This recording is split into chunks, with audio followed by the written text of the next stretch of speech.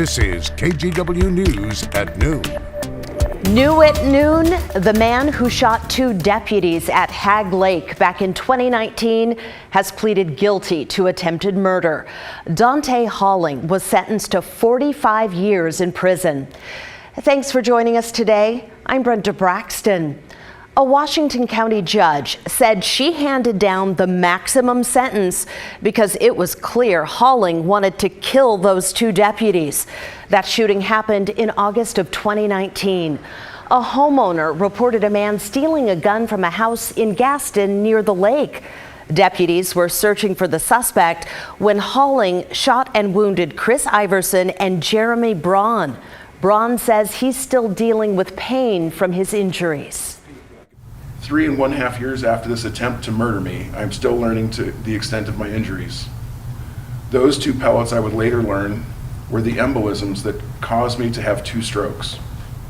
While in the ICU, I learned my vocal cord was paralyzed. Prior to the shooting, I would sing with my kids at their bedtime. Halling was eventually shot by other law enforcement officers and taken into custody. At the time of the shooting, he was high on meth.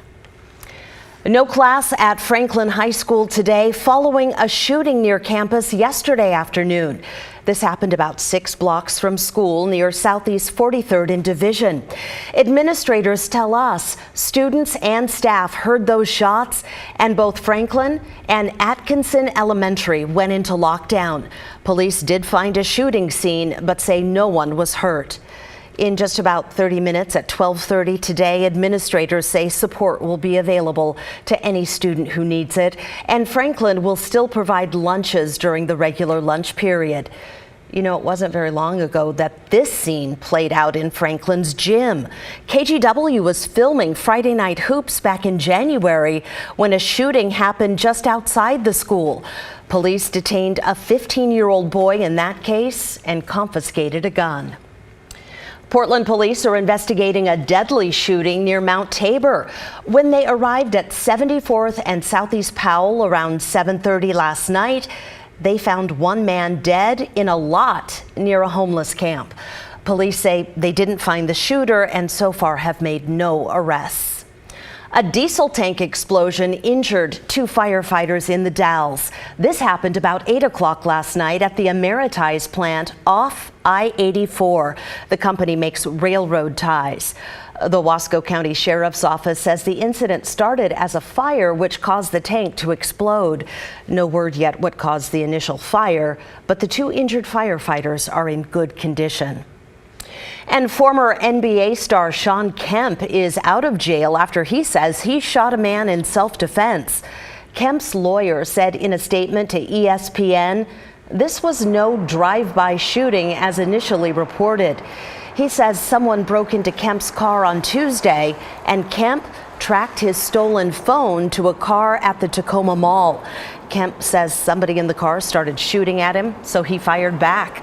The Pierce County Prosecutor's Office confirmed it will not be pressing any charges. Okay, let's head back to the Weather Center now and check the Friday forecast. Chris, we're getting some breaks in the clouds. Are we done with the rain and snow for the day? A few, but no. Yeah, we are starting to see some breaks in the clouds. I think that might wind up being a little self-destructive in terms of the sunshine that we see, and I'll show you why in a second. Radar over the last 3 hours, we had, of course, the band of snow and rain passing over downtown Portland early this morning, and then we had another batch of snow that passed over portions of Polk and Marion and Lynn and Benton counties. That has now worked its way up in the Cascades, where it is still snowing at a pretty good clip right now.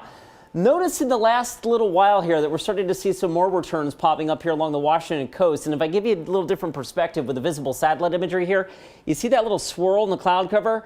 That's the center of another low pressure system that's going to drive eastward over western Oregon this afternoon, and coinciding with relative heat of the day, warmth, that's likely to trigger a few more showers. So with that being said, we are all the way up to 46 degrees, which was my forecast high. 47 was the forecast high, so we may bump that up another degree. But yes, I do expect a few more showers to pop up today and likely tomorrow as well. We'll walk you through the weekend forecasts. I'll try to pinpoint some dry time for the Shamrock Run on Sunday morning. That's all coming up in just a few minutes. All right, sounds good. Thank you, Chris.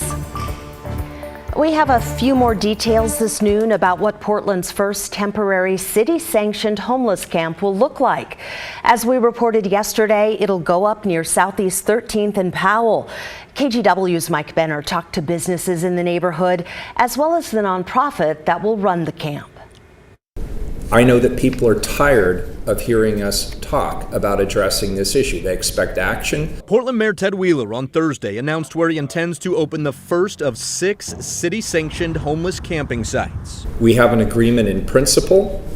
We do not have the signed lease as of today, but I am very confident we will do that soon. This property near Southeast Powell and 13th Place is where the mayor anticipates putting 100 tents and approximately 150 houseless individuals. They'll have access to basic services like food, restrooms, showers, laundry, and storage, even physical, behavioral, and mental health checks. But we're told cooking, fires, alcohol and drugs, and weapons will not be allowed. The site will have a perimeter fence and round-the-clock security managed by the service provider. That service provider will be Urban Alchemy, a nonprofit that runs similar sites in California and Texas. Urban Alchemy leaders say that people typically spend anywhere between 3 and 9 months at their sites. What we found is when we create holistic healing environments with people who respect them and engage and present them with options that they can choose how to move forward, is that folks are willing and eager to participate to get their lives back on track. With that, though, comes concerns. When we learned last month the property near Southeast Powell might become a mass camping site, KGW connected with a handful of nearby business owners. They all agreed something needs to be done about the homeless crisis, but none of them went on the record for fear of backlash. Eric Kress of the Central East Side Industrial Council did go on camera Thursday. We look forward to more collaborative efforts with the city to ensure our community is safe and everyone receives the care and support they need. Mayor Ted Wheeler promises that much, adding that he hopes the camping site is up and running by summer. Maintaining the status quo is not a compassionate response. Creating temporary alternative shelter sites is compassionate, and the need is obvious to everyone. In the coming weeks, the mayor and his team will be hosting some community conversations with nearby neighbors and business owners. This as city staffers continue to try and acquire additional properties to turn into shelter sites. I'm told there are several contenders. Reporting at City Hall, I'm Mike Benner for KGW News.